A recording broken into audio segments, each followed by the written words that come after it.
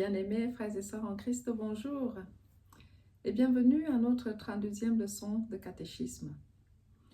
Donc aujourd'hui, nous répondons à la question de savoir, concernant le royaume de Dieu, quelle ferme assurance nous avons. Quelle ferme assurance nous avons concernant le royaume de Dieu. Dernièrement, nous avons vu que le royaume de Dieu, c'est ce grand ensemble des personnes qui ont décidé de vivre sous le règne de Dieu, c'est-à-dire sous les exigences de Dieu, qui ont décidé de lui obéir. Cet ensemble de personnes qui ont décidé de suivre Christ, de marcher dans les rangs de Dieu. Et donc ce royaume de Dieu est-il comme le royaume des hommes qui est appelé à disparaître, qui a un début et une fin? Quelle est la ferme assurance que nous avons concernant le royaume de Dieu, nous qui faisons partie de son peuple? La suite après la...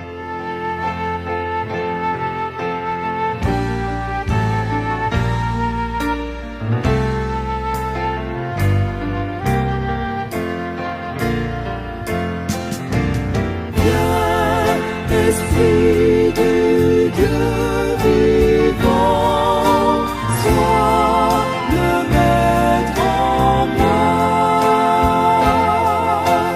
Viens, Esprit de Dieu vivant, sois le maître en moi.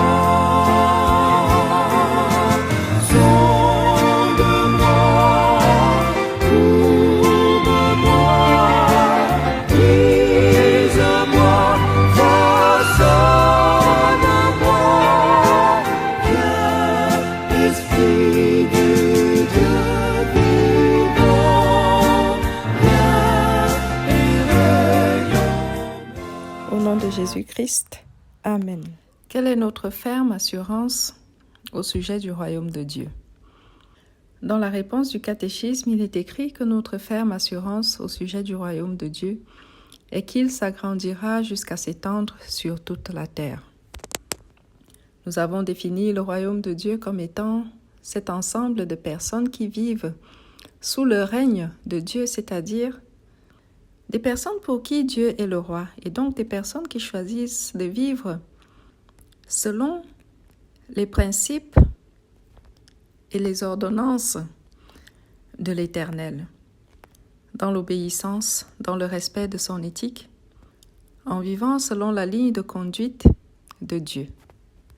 Nous avons déjà vu également que le royaume de Dieu, c'est-à-dire là où Dieu exerce son règne, ce n'est pas seulement dans le ciel, ce n'est pas seulement pour la période qui interviendra après ce monde éphémère et passager, ce n'est pas seulement après la résurrection pour ceux qui auront la vie éternelle.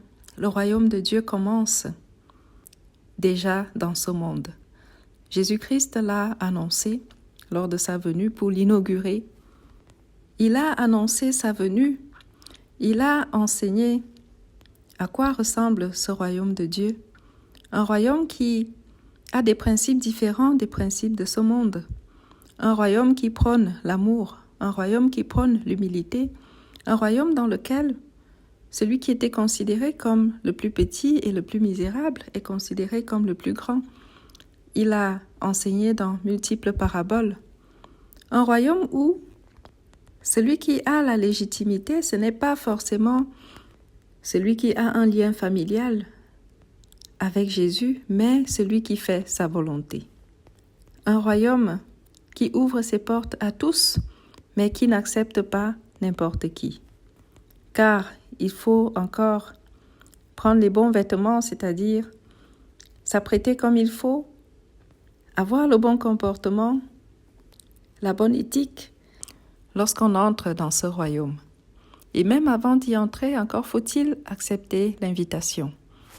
Car si on ne l'accepte pas, le royaume ira chez ceux qui l'accepteront.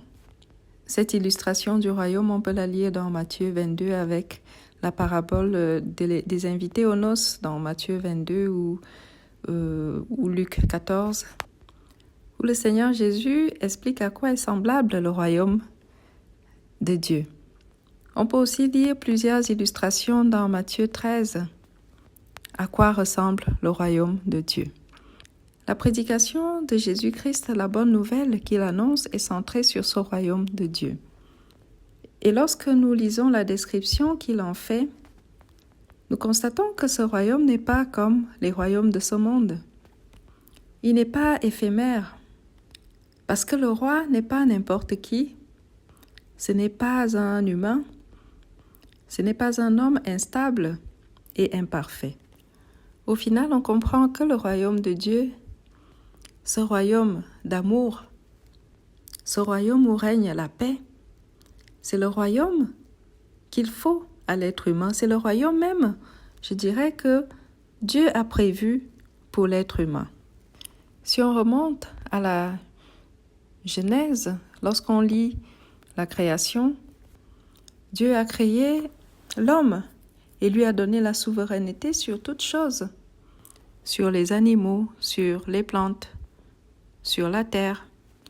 Dans Genèse 1 au verset 28, Dieu dit, après avoir créé les hommes, il dit, on va lire à partir du verset 27 plutôt de Genèse 1, Dieu créa l'homme à son image. Il le créa à l'image de Dieu. Il créa l'homme et la femme. Dieu les bénit et Dieu leur dit, soyez féconds, multipliez, remplissez la terre et l'assujettissez, et dominez sur les poissons de la mer, sur les oiseaux du ciel, et sur tout animal qui se meut sur la terre. Fin de citation au verset 28. Donc, on voit qu'à la Genèse, Dieu a créé l'homme, a établi certaines règles. Il a établi au-dessus des autres animaux et lui a demandé simplement l'obéissance. Obéir à Dieu et ne pas enfreindre ses règles, vivre selon la volonté de Dieu. Car Dieu exerce son règne sur ceux qu'il aime. Un règne d'ailleurs plein d'amour, où il donne tout à ses bien-aimés. Malheureusement, on sait ce qui s'est passé. L'homme a désobéi et le monde a été corrompu et condamné.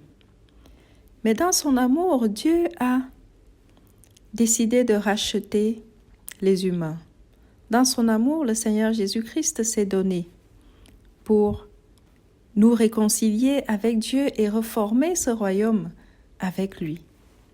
Un royaume qui commence déjà en suivant Dieu et en vivant selon sa volonté dans ce monde, afin que nous, rachetés du Christ, après la mort, nous puissions ressusciter pour vivre dans la félicité éternelle, dans le royaume de Dieu.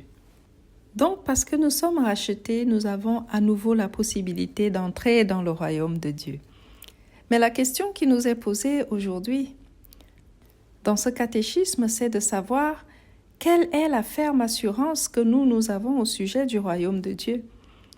Au regard de la description que le Seigneur Jésus fait du royaume de Dieu, et parce que nous participons en tant que chrétiens à l'expansion de ce royaume, parce que nous voulons que tout le monde fasse partie de ce royaume d'amour, de paix, ce royaume où la vie est offerte, nous pouvons répondre avec ce catéchisme que notre ferme assurance au sujet du royaume de Dieu est qu'il s'agrandira jusqu'à s'étendre sur toute la terre, parce que l'amour du prochain exige de nous qu'on veuille que tous soient sauvés, que tous rentrent dans ce royaume, que tous se réconcilient avec Dieu, que tous vivent sous le règne de Dieu pour avoir la vie éternelle, pour connaître cette félicité éternelle.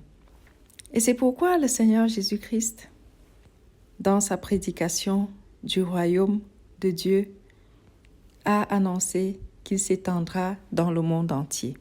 Et parce que nous sommes missionnés en tant que chrétiens pour annoncer cette bonne nouvelle qui sauve dans tous les 4 coins du monde, dans cette mission qui nous occupe et que nous voulons accomplir avec zèle. Nous avons la ferme assurance que le royaume de Dieu continuera à s'agrandir parce que c'est la volonté de Dieu que tous soient sauvés, parce que c'est la volonté de Dieu que tous aient accès à cette bonne nouvelle, parce que c'est la volonté de Dieu que tous aient l'opportunité d'avoir la vie. Même dans la prière que le Seigneur Jésus-Christ nous a laissée, le Pater Noster, notre Père, lorsque nous disons cette prière tous les jours, nous formulons le vœu tous les jours que le royaume de Dieu s'étende, qu'il descende au milieu de nous et qu'il s'étende. Lorsqu'on dit notre Père qui es aux cieux, que ton nom soit sanctifié, on ajoute que ton règne vienne, c'est-à-dire que le règne de l'Éternel s'exerce sur nous.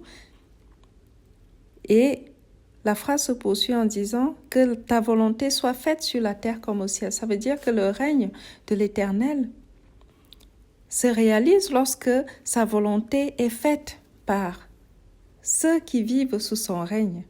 Et donc sa volonté doit être faite sur la terre comme au ciel, parce que ceux qui lui appartiennent sur terre font également partie de son royaume.